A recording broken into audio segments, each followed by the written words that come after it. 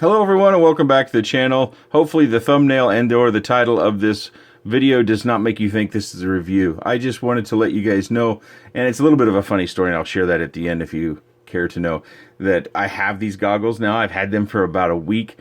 You will find them in the last video, but I don't believe you'll find these used in the previous two videos, even though I may have had them at that time. So it's a little bit funny because I just gave away a RapidFire module, and I find that this antenna arrangement with how I fly, where I fly, works out pretty well. And the only reason I have this antenna arrangement is it gets a little bit of the funny story we'll get to in a minute.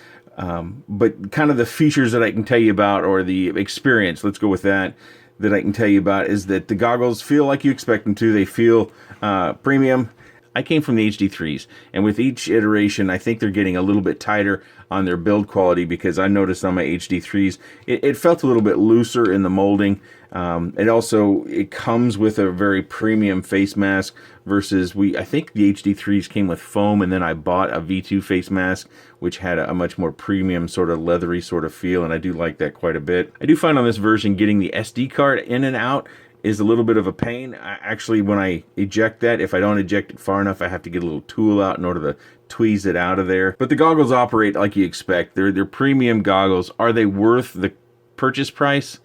That's really going to depend upon your desires and your expendable cash. They are very expensive. I think you can enjoy FPV without spending this amount of money. You know, you can use box goggles, you can get Amway Commanders, you can get an older iteration maybe from a buddy that's migrated on, and still really enjoy FPV. But as far as the screens and how they look and feel, I think it's been pretty well covered that the screens are an enhancement. Everything does look very crisp, very clear. I feel I can see more. I can feel like I can see it better, especially branches and leaves, and when a little weed or something pops out in that little between the two trees area in the backyard, I feel like I can see that stuff better, and I can feel like I can see it quicker. So for the most extreme pilots, there may be an advantage in getting these just because of that view. One thing that I've noticed about this is that I do like this configuration, having the battery over here and my receiver over here, a little bit more than having, you know, I come from LaForge and I still use those, and I'm not ditching them. This is kind of a disclosure video that I just gave away this module. Now I've got another one. The LaForge module, you know, it had, with the diversity, it had one receiver over here and one over there. And I felt that this arrangement, after I put it on my face, actually felt better. And so that's something you might consider if you're looking at goggles and or receivers, is this tends to balance it a little bit better on the head. I think it was Joshua Bardwell's video where he talked about how the DVR has been improved. I can't say that for certain because I really can't tell in the DVR recordings. I think the receiver makes as much of a difference as possibly the DVR, but I really can't tell. So I can't validate that with my experience so far. Maybe there'll be a time where I can tell. I think the biggest difference is just the form and the fit, and I think the look is a little bit sharper. They continue to kind of iterate on the look and in slight little manners that help the finish just a touch. Now, as for this receiver, I gave the previous iteration away because I was too lazy to install it in my goggles and learn how to use it. I didn't find the RapidFire difficult to use by any stretch. I just, you know, slapped it in. It fits in nice and tight. It's very reformed. I didn't have any problems getting it in. And then I connected the two antennas that came with it. This came from Get FPV. It's why you see these axis antennas. Let me get my camera to focus here a little bit, and as the screen brightens, there we go. But one of the things that I wanted to do, to just kind of for my own personal experience, was to test this against these VTXs that, quite honestly, they're not very good.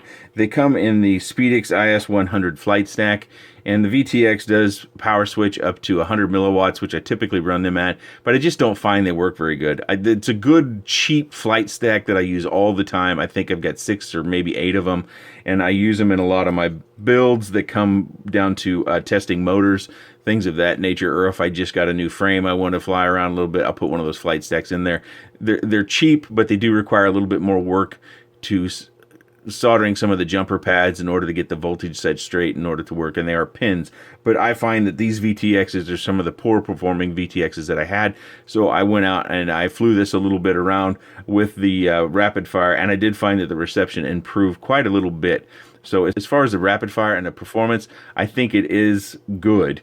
I think it's actually a little bit better than my LaForge. So as far as these antennas, when I did some quick research after I received those, I actually saw where they were recommending for close-in flying to run 2 circular polarized antennas. And that's what came in the package. So that's what I've done, and I found that it does work. I turned off the OSD. My first few flights, I found the OSD distracting. It's part of the reason why I don't talk when I fly, is because I do like to focus and concentrate on the actual flight and enjoying the experience rather than looking all over the screen for different things. But you could feel differently about that. You can turn the OSD off quite easily on the RapidFire module. And the last thing about this is the funny little story. So my birthday was this summer. Christmas is quickly approaching. My wife has been on a few trips, and it was a couple of weeks ago, she was asking me about my birthday again. And you know, I'm a father of 3. I'm in my mid to late 40s. I don't have a lot of needs. Normally, when it comes to gift giving, the things I get are work clothes, shoes, ties, shirts, whatever, you know, kind of dad gifts. I don't really do fun stuff because my fun stuff is here. We've already allocated quite a bit of family money to that, so I think it would be quite greedy to ask for gifts for fun stuff like this. I have plenty of fun to do right here and out in the backyard. But I didn't recognize that, but my wife was asking me again. She's like, well, is there anything that you want that you haven't been able to get or no one sent you to review? And on a whim, I pulled up on my phone the Get FP website and I showed her these goggles. It's like, yeah, these are the latest and greatest goggles. It'd be nice to have them, but they're terrible expensive. And I kind of blew it off at that. Lo and behold, sometime later, I have a Get FPV box on the porch, which is not unusual. Sometimes I'm sent parts and they're reused Get FPV boxes. Sometimes I place Get FPV orders. So it didn't necessarily surprise me. And the size, I didn't really note it or anything. But of course, inside the box was this. Apparently, she looked on my phone and pulled the URL that I showed her on the Get FP website. And it was this package deal where you can buy these. You get 2 antennas, the RapidFire module, and the FatShark goggles all in one. And so she bought that. Now, the funny part about that is, after I got it, and I kind of questioned her that, you know, did you mean to order these? Should I not open this up? Because, you know, it still had the cellophane and stuff on it. She said, no, you know, it's for your birthday. And so I was like, oh, well, that's great. Thank you. But then I got to thinking about it, and some of you married guys might understand this. My wife has an annual trip she takes, and she gets together with some old friends who don't live in the area. And that typically means a flight somewhere, and then they stay at some sort of, you know, B&B, or they stay somewhere. Basically, the trip costs a fairly good amount of money.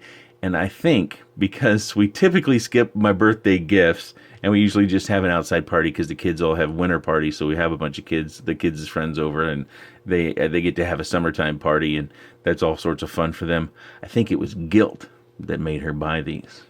And that to me is kind of funny, because I really don't get bothered when it comes to money, because neither one of us really expend exorbitantly on things of that nature, and we have good jobs that are paying us well. So I don't tend to get too upset about money. But now I've got HDO goggles and I've got the RapidFire module, so I'll be using these in the future. I need to update my flight background image. So for a few videos, you may still see the old image, and I may be using those goggles, but I'll try to make it clear in those videos whether I'm using the HDOs and the RapidFire, or if I'm using the LaForge V4 and the HD3s.